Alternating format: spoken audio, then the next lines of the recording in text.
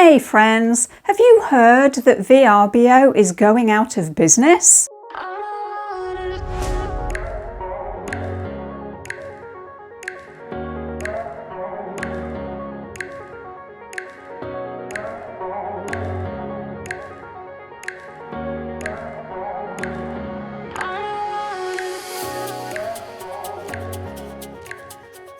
Hi, I'm Margaret Jackson with the Professional Agent Group at Keller Williams Realty here in beautiful Tampa Bay, Florida. Please go ahead and like and share and subscribe to our channel where we bring you all things real estate. So here's a myth that's going around, which is Airbnb is probably going to go out of business or Vrbo is going to crash the housing market because so many of these properties are coming onto the market.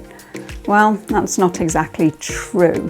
There was a viral tweet that went out earlier this year that did get a good amount of recognition, and it turned out the data to explain the situation wasn't all that accurate, and the Airbnb situation is not really as bad as what people were saying a couple of months back. Now, that said, there might be a challenge for some Airbnb owners jumping into a rental property instead of getting the property sold.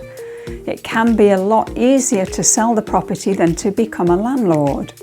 And renting a house out isn't always the best idea. But let's talk about that because there was a Realtor.com survey that showed that 59.8% of sellers who are selling their house would consider renting out their current house rather than sell it if they were still able to buy or rent another home in the future. So 6 out of 10 are saying, yeah, I'd consider renting my house as a short-term rental. About 20% said it would be great to have the extra income from a renter, because who doesn't like extra income, right?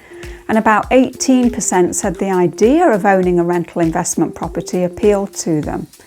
So there are people right now thinking about selling their house who are thinking, you know what, I don't really want to lose that 3% interest rate that I've got on the house.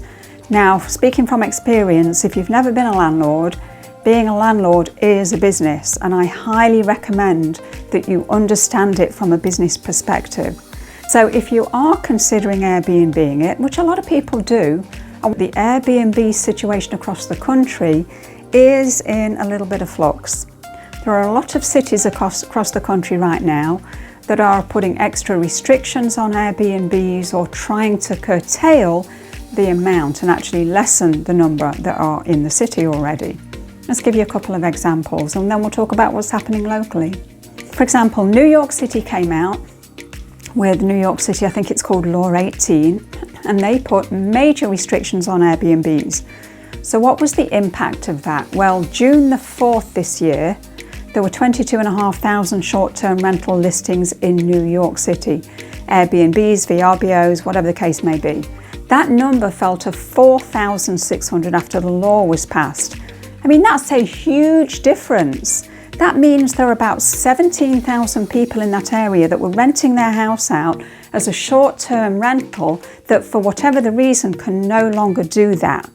Now, they might be able to still rent it as a long-term rental, but if their plan was to do it as a short-term rental, get the extra income, because we know there's a decent amount of income there in the vacation world, maybe they were just going to rent it out maybe 2 months of the summer and live there the other month of the summer. Well, if they're going to rent it year round, then they can't do that. They can't live there for 1 month of the summer if it's on an annual lease. So it's put a lot of people in flux, and for some of them it's definitely time to cash in. Now, it's not just cities like New York saying this, it's like, all right, fine, we're going to put major restrictions. Some cities have done the absolute opposite, the flip side. For example, Phoenix. In 2016, Arizona passed a law that bans all of its cities and towns from capping the number of short-term rentals. And that's had an impact too. So they went the other way and they said, look, you guys can have as many short-term rentals as you want.